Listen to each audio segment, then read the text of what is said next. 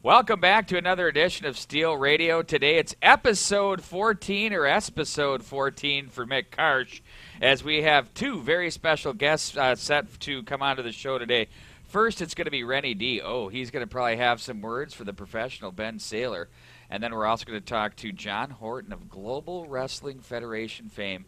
That's the GWF. You might want to Google that to get caught up to speed on that. And we'll look forward to that one. We'll talk about a few other items as well as we prepare for the upcoming event at South St. Paul, just a couple of weeks away. This edition is brought to you in part by Merwin's Liquors and the Unbank. We'll be back right after this.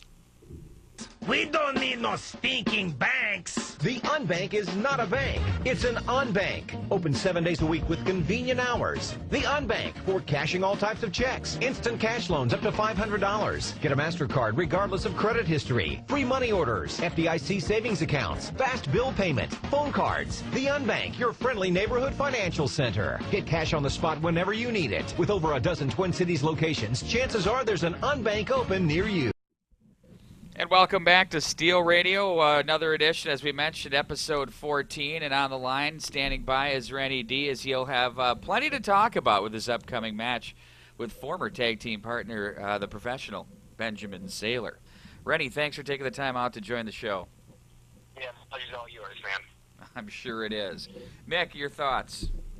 I just want to hear what this kid has to say after he left his tag team partner high and dry at the last show. You know, you begged Ed Hellier to be on all the Steel Domain shows that you could. You come in and the first thing you do is stab your tag team partner in the back, and I'm just kind of curious why that happened. Let's get one thing straight first, Nick. I don't owe you an explanation. I don't owe anybody else an explanation for what I did in West St. Paul at Steel Domain Wrestling, but I figured, what the hell, I'll give it to you anyway. The fact of the matter is, I broke into this business 9 years ago as one half of a tag team, and I was the better half of that tag team, Nick. And today, with Ben Saylor, I was also the better half of that tag team, too. And I refuse, Nick, to get held down by somebody else again in my career. Because, Nick, I do have some fears in life, and the biggest fear that I have is someday waking up, looking in the mirror at myself and realizing that I'm a former shell of my old self, a man that never got done, a man that never achieved what he wanted to achieve, a man that sometimes is better off dead than alive, Nick. Now, I just explained your career, didn't I, Nick? Well, pretty much so, but we're not here I think the dead part is what he's talking about. about. We're not talking about me, though. Again, you know, here we got a situation. You got a great tag team on paper, yourself and Ben Saylor. They call him the professional because he is, and he went in there and he teamed up with you. He thought you had his back.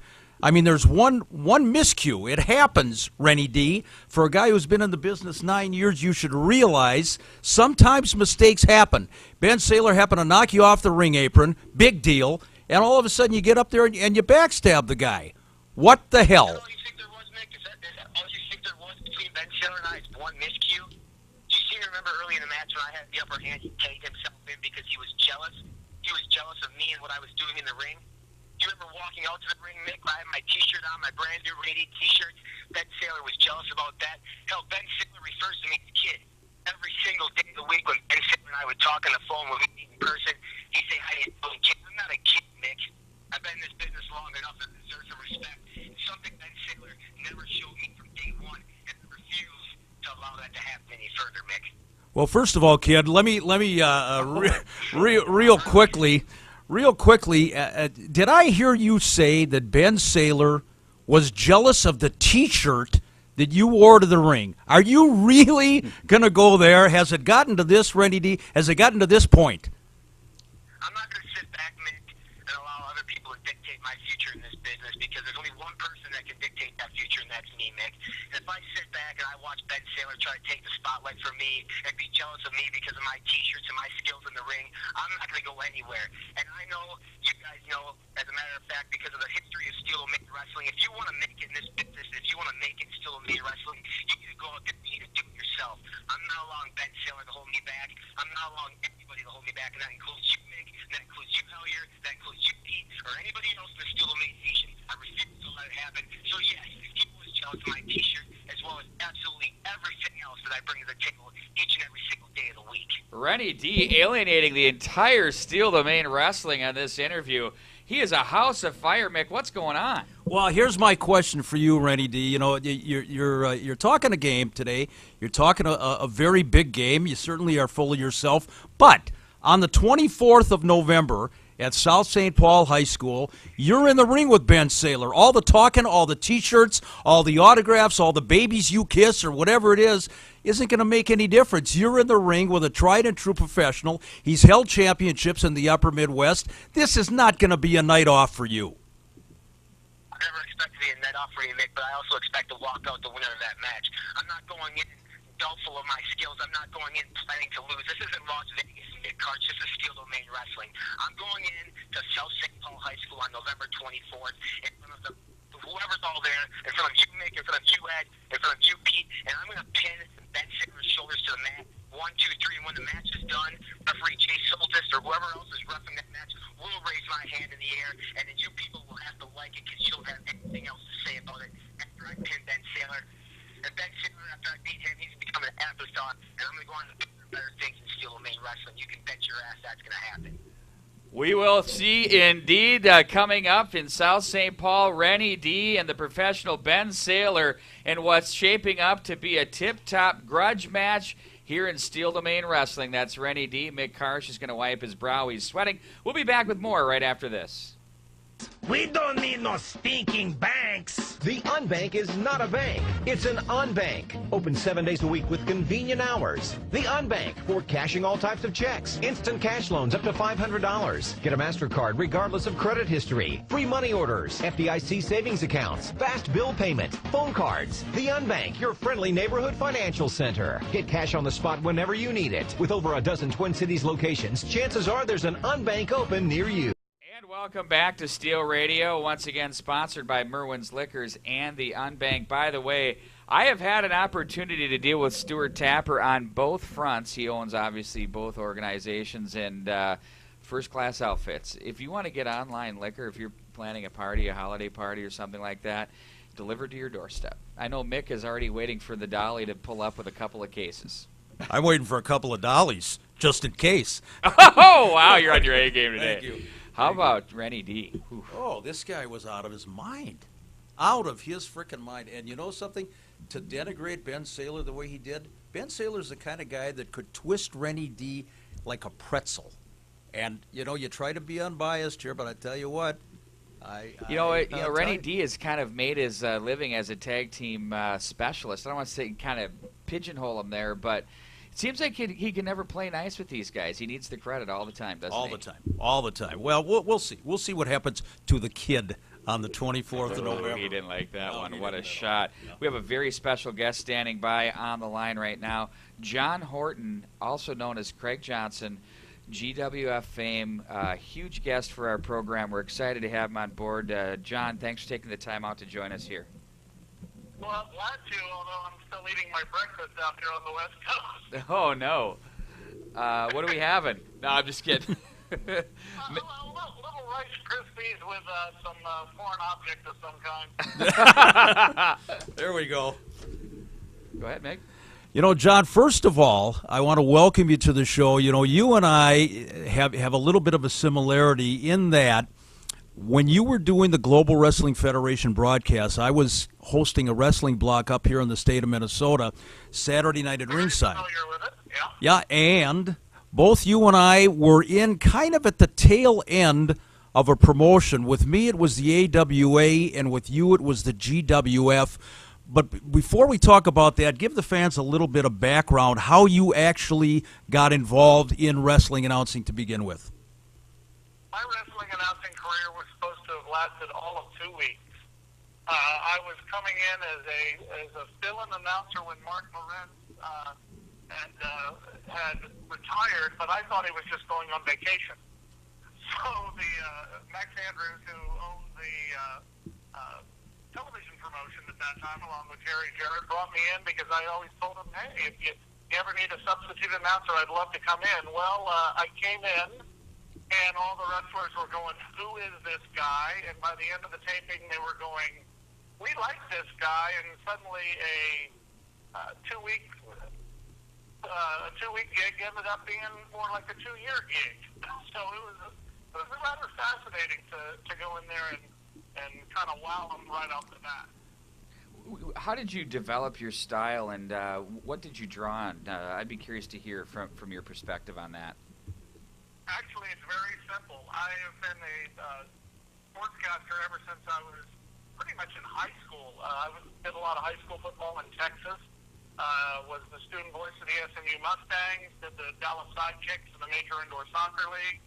And I just took my sportscasting knowledge and moved it right into wrestling, doing the exact same thing as talking about what college a guy went to, what his background was, and that actually led into what some people call the difference between me and every other announcer. Is I was pretty much the first announcer to openly talk about other championships people had held, or talk about if they were in another promotion, how they had done there. And I was welcome to do that because it sounded natural, not as though I was trying to put a guy over. It was just part of his background, just like I do in any kind of sporting event. Like this weekend, I'm doing the Washington State Volleyball Championships for the WIAA network up here, and go do my homework, find out as much background as I can, and call the action like I see it. Well, it sounds to me like that's preparation, and that's what every announcer should do. But when you treat it as though it's any other venue, gig, or sport that you're covering, I think it just translates to the everyday viewer very well, and it did that certainly. I really appreciate that. John, let's talk a little bit about, before we talk about Global itself, the history of the Texas wrestling scene. Obviously, prior to you, the history of wrestling in Texas, you know, the DVD that was put out, The Triumph and Tragedy of World Class Championship Wrestling, you were coming in, you had a legacy to follow in the state of Texas at the Sportatorium. It was absolutely insane, from the Von Erichs and you know, gentleman Chris Adams right on down the line. How did you feel coming in with, I guess we should say, some heavy boots to fill? Well, I looked at it as another sportscasting gig, quite honestly, and that's the way I went into it. But I was one of the people sitting up there when the Von Erichs and Freebirds were going at each other in a sold-out Sportatorium. I was there when Chris Adams and Gino Hernandez had their head shaved. I was there when Kerry Von Erich beat Ric Flair. So I totally understand the broad spectrum of how big that promotion was. When I came in, and we're going through this transition of the world class to USWA. There's been that Eric Henry PYQI bout that where the USWA was able to overcome things. And so I came into what was essentially a newer promotion. And the other thing that happened, Chrissy Kringle was there. The man Yes. all there. Chrissy Kringle helped me through the whole thing and just kind of got me caught up to date on everything. And was my broadcasting partner, and I could not have imagined having a better one. Let's talk a little bit about some of the talent from, you know, the era where you were there, and I'm going to start off with a couple of guys that really cut their teeth here in the state of Minnesota and then had the national exposure when they went down to the state of Texas. I'm talking about Sean Waltman, the Lightning Kid, of course, you know, on to become X-Pac, and Gentleman at the time, Gentleman Jerry Lynn, two guys we saw many, many years right here in the state of Minnesota when they were getting started in wrestling, and I know they really hit the national spotlight when they started working for Global Wrestling Federation. And it was the legend of Minnesota that led us to literally want to bring these guys to a national spotlight. There were a number of different wrestlers that we were looking at from different promotions from across the country that we thought might have a spot on the national stage. And one of the ones that I was absolutely gravitated to was Lynn and the Kid, because those two just absolutely did something that wasn't seen in American rings. It was seen in Japanese rings, and maybe some of the luchadors are able to pull stuff like that off, but it had not been seen on American television. And I think that's what electrified everybody, the fact that the Kid would jump off the top rope and go flying 15 feet across the stage and land a perfect shot right on Jerry Lynn. The fact that Jerry absolutely get the fans behind them. And, Sean, bless his heart, he's been through so many different things. But when he was on because he took wrestling like a business. And because he did that, because he took it to the seriousness of that, he would always perform when the time came. Now, later on in life, I wish he had made some different choices, but at that time, there were no two better wrestlers working with each other than those two guys. Absolutely. I completely agree with you, and it's interesting that you mentioned that because just a couple of years ago, again, right here in Minneapolis, there was a promotion that brought back Sean Waltman and Jerry Lynn to wrestle each other. They called it The Return, and here it is 20 years after the fact, and it was like they hadn't missed a beat, going back to the late 1980s, really testimony to their commitment to the business. Oh, I'm sorry I missed that one. That would have been a beautiful one to see. It really was, and we're gonna move on to another talent. In my estimation, one of the great minds ever in wrestling. Sadly, left us way too soon, but I know you know him very, very well. I'm talking about Hot Stuff, Eddie Gilbert. Eddie was just a plain genius. I mean, the man had so many wonderful ideas that were more for the thinking man than probably your general wrestling fan who would be sitting in the front row with a baby in his arms yelling at the bad guy, which we had in the Sportatorium, by the way. But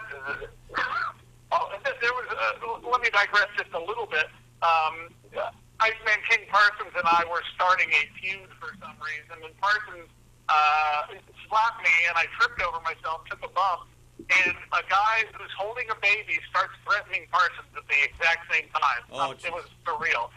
Anyway, one of the things that Eddie was so great about is he did not look to the lowest common denominator. He wanted you to think about how the story was going to progress.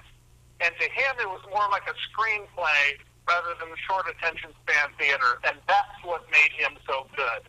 And the fact that he trusted people around him. He allowed me to book the Barry Horowitz angle. Wow. Which to this day was the only angle I ever got a chance to book. It never went out to its full fruition because we obviously started losing money and couldn't bring Barry in as many times as I would have liked to. But that takes trust for somebody, and to him to give me that trust, I really appreciated it. John, do you think that Eddie Gilbert, with all his brilliance, and I kind of liken him to Paulie Dangerously, Paul Heyman, but I guess Eddie was in a class by himself. Would his ideas and his foresight get lost in the shuffle of what's out there today? Yeah, absolutely, because guys are worried about their egos and their perceived won-loss records more than they're worried about what's going to draw money. Yeah, absolutely. Bottom line. Yeah. Pardon me doing my stone cold there, but bottom line. Yeah. So the word ego is what really drives that whole thing. Yeah. Talking about... And you're talking about, let's go back to you all were talking about my style. My style was just being me. I let Scotty the Body, now known as Raven, run all over me. I let Andy Gilbert run all over me, and it was fun. I didn't ever worry about that they were going to hurt my ego. No, it's guys who put their egos aside and do what's best for the business, knowing that they'll get something along the way. Those are the kind of guys that will do well in this business. Well, it's kind of ironic because to me, I've always felt it's the ones that have no ego are the ones that allow for themselves to be the best they can be, and it's egos that get in the way of everything. And you may perceive that that's helping you, but it actually hurts you. It's sort of it's an ironic twist, I guess. Well, the best example I can think of in Global was the Patriots. Bill Wilkes had a face that was known in the AWA as the Trooper and had already had a gimmick and it was working. And when we said, hey, would you consider doing a mask and being this character, he said, if it's going to do great things for the company, it's going to make us money, sure, I'll do it. and he never argued. He just went and did it and became a really great character in the TWF promotion. And, you know, working with the independent wrestling up here in the state of Minnesota, that is such a rarity, even at a small level, even with a small piece of the pie. The egos today, and, you know, I can't lose tonight. I can't put this guy over because my family is here, and I got 3 guys that I went to school with. You know, or, you know, well, this guy sold 20 tickets. Let's give him the belt tonight. You know, it's absolutely, it's absurd. Absolutely absurd. Well, since my wrestling days have been far over, in my older years, I've actually taken to improvisational theater. And one of the things that they talk about in improv is the greatest thing you can learn is how to fail and how to fail beautifully. Oh. And, you know, if you get out there and you give everything you've got on a stage and nothing's working, people are still going to laugh. Right, right. And in wrestling, it should be the same way. If you get out there and you give everything you've got and you lose, people will go, wow, he poured his butt off out there. Sure. Right. People want to be entertained, and in this day and age, the one-loss thing, especially at the indie level, doesn't matter. People want to go, and they want to have a good show, and they know who's working, and they know who isn't working. And speaking of guys who could work, we're going to wrap it up here. I got a couple of more names. One more question. Okay, go ahead. Go ahead. Can I? Go by okay, we'll right go ahead. here and then we'll wrap with you. Sure. I would love to hear. Obviously, I've experienced it because I lived in Dallas for a couple of years in the early '90s, and I'm well aware of the State Fair area and where the Cotton Bowl is and whatnot. Can you paint the picture of the Sportatorium and what that experience was like, just getting into the facility? I mean, from a health perspective. It's not in a great part of town. You walked into that place and there was a tin shack. Unreal. There was nothing to it. I mean, the concession stands, you took your life into your own hands if you wanted to eat there. The souvenir booth was just your classic souvenir booth like you'd see in an independent show today, except they happen to have a corner where they could put things up on the wall. There was only one air-conditioned room in the entire place. Now, realize this is Texas. Hotter than hell. Summer. And when I first started in USWA and in Global, you saw I was wearing a suit, but it was 105 degrees outside. Did you ever get lightheaded? Jeez. I'm sorry, what? Did you ever get lightheaded? I'm telling you, it's hot. The sun is angry in Dallas and Texas. People, I mean, it is ridiculous. I don't know how you could have. I actually had a fan at ringside, and I said, I can't do this without a fan at ringside. But would. And then during. Sorry, go ahead. Go ahead. You go ahead. But I would always take solace in the fact that I could run back to what was Fritz's old office, the one place that had air conditioning, and just run back there and cool off. Imagine that. But wouldn't you agree, the bottom line is the shack that it was, the way it was portrayed on TV was completely opposite. Oh, my God, what Continental Productions did with that place Unreal. Was amazing. I mean, and that, I think his name was Mickey Holder, and the camera guys like Oz Pullman, who I saw doing the opening game for TNT. He's now the main courtside photographer for TNT for the NBA. The way that they were able to do that and dress up that pile of you-know-what was amazing.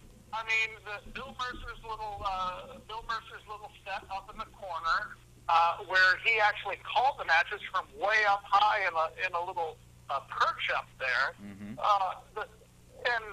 Before they moved everybody down to ringside. And then we tried to do the same thing in Global when we tried to dress it up a little bit, actually making a stage and a set there. It was hard to dress up a pig, but by golly, our pig was the nicest looking one there was. Absolutely. That was the point of the whole question. Oh, sweet. Nick. Okay, John, before we go, one more question here regarding two guys that I know you were very familiar with working down there in Texas. And I think some of the wrestling fans around the country might have heard of these guys. I'm talking about Stone Cold Steve Austin or Stunning Steve, and, of course, Cactus Jack Mick Foley. One of my favorite things to do is show people a picture of Stunning Steve Austin with his Hawaiian tights and his long blonde hair, and say, "Do you know who this guy is?"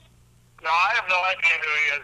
Is he some chump that never got out of Texas?" And I go, "Right."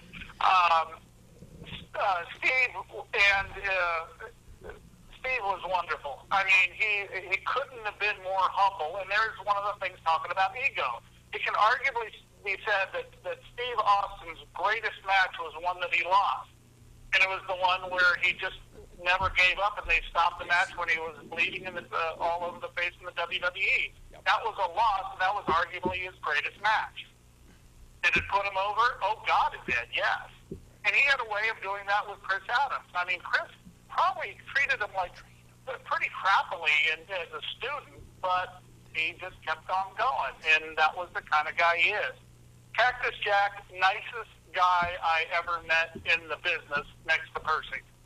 I saw him doing Tri-State Championship Wrestling back in Philadelphia, where he was in a barbed wire match with Funk and wrapped himself in the barbed wire ropes while his now wife and fiance was there. And I said, "You're a crazy man." He goes, "Yeah, but the people liked it, didn't they?" And it was that kind of attitude that was, I thought was going to get the man killed, but quite frankly, he was an amazing man, and I'm glad that he slowed down before he couldn't walk at all. You know what's interesting about Mick Foley, too, if you converse with this guy, he is really an intelligent guy. I mean, you watch his character on TV, he's brilliant. Yes, he is, and that's one of the ones that you can never judge a book by its cover. I work with the Rat City Roller Girls up here in Seattle, and there's a young lady that goes by the name of Loco Chanel. She's a tall girl who looks like a dumb blonde, and she kind of talks like this, and you wouldn't know that she is one of the leading financial analysts in the country. And she's a roller derby girl, and it just kind of comes off like this. I believe that's what makes it amazing. You know it is. It's like guys like you and I, John. You can't judge a book by its cover, as you said. Boy, that's the truth. People look at us, John, and they think these guys are just run of the mill guys, and we are so damn good at what we do, aren't we? Okay, didn't we just have a whole ego discussion? Oh yeah, that's right. Unbelievable. We did. Hey. I will tell you what Trump's, and I'll go really quickly here. I'll tell you what Trump's ego. Everybody always said, "Why didn't you continue in the business? Why didn't you go to WCW? Why didn't you go to WWE?" Because God knows I tried. Eric Bischoff summed it up the best by saying, "I'd have to cut you off at the effing knees." Wow. Because I'm 6'4" and I was making all the wrestlers look small. Oh, that's a good one. Yeah, you were. You're a tall drink of water. I didn't continue because I was that damn good. No wonder you're so good, Mick. Why I didn't continue, that's the reason. Wow, that explains why Mick Karsh is who he is. Line looked like a giant. Wow. Thanks, just pal. shot. Boy, this has been just a Karsh fest. Rennie D just tore him to shreds. Now we're going to close this one out. I'm over. Hey, unbelievable interview with you. John Horton, also known as Craig Johnson, joining us here. Good luck with all of your endeavors. We've thoroughly enjoyed the time, and what great work you did over your career. We appreciate it, and good luck to you, sir, in the future. I greatly appreciate you having me on the show, and have a great week, guys. Take care, bud. Well, that's going to do it here for this edition of Steel Radio. The architect, Ed Hellier, let's just check in with you real quick. We got to Put the headset on, Hellier. Jeez, we got to hear your golden just relax, tones. relax. No, I can't relax because through the wonder of the internet, I want people to know I had food poisoning earlier this week. The only thing that could have been worse is sitting next to you on Election Day as we're doing this podcast. You look like a fountain. You're going to have a stroke here. You're all red-faced. Look at you. Why? I'm cool, collected. Why is he and red-faced? I don't want to know. By the time this here we gets go. on the air, Here we're we going to go. have a new president. Yeah. And that's all I'm going to say. Now be real careful about what you say here because this will get on the air. I know. And if it doesn't happen the way you say it is, Hey, Yeah. so maybe I'm wrong the third time this year. Let's Mick, let's talk about the 24th of November, Let's the big get that out real quick. Thanksgiving extravaganza, South St. Paul High School, 6 p.m. start. Benefit for the South St. Paul High School dance team. Give us a rundown on the card. well, I'm looking at that big main event, first of all. Mitch Paradise, one-on-one in the ring with Arya Davari. I'm telling you, they are going to light up South St. Paul, no question about it. We heard from Rennie D a little bit ago. I think he has a little bit of confidence going into this matchup. about as much as you. Well, not quite. With the professional Ben Saylor, another great matchup. And Brookstone is coming in. Annie Brooks. One nasty broad. Oh, I'm telling you. Well, then Natural's going to be back. Oh, natural. Natural will be there. She My will gal. be there. You know what? I might slip $20 in Ann Brookstone's pocket there just to go over to ringside and slap the taste out of your mouth, Wagner. Seriously, just knock that headset right off your 20. head. It won't take that. No, you're right. Craven Knight, Mikey Wipeout, who we forget? Have we got Ryan Cruz on the show? Yeah. Ryan Cruz. And Ryan Cruz and The Legends. Baron Von Raschke, the High Flyers, Brunzell, Gagne. Gagne might just get tempted to get in the mix. You never know. Perhaps Dan Jesser. Jesser. They're lining up for tickets right now. Now that we said Dan Jesser, you should see right outside the Armory down on Robert Street. They're already lining up, or South St. Paul, wherever the show is. Special note, 6 o'clock start time. Doors And at 4. Doors at 4. Plenty of things, plenty of, you're going to have your stuff there. We're going to have all kinds of opportunities for people, plus the legends. We had an iceless show here today. It was very good. And we're going to bid this one a 2-head. Straight out of the water bottle. There it is here. What are you? Either you're That's gonna do chewing it ice here or for you're. Steel Radio for Mick Karsh and the architect Ed Hellier. I'm Pete Wagner. So long, everybody.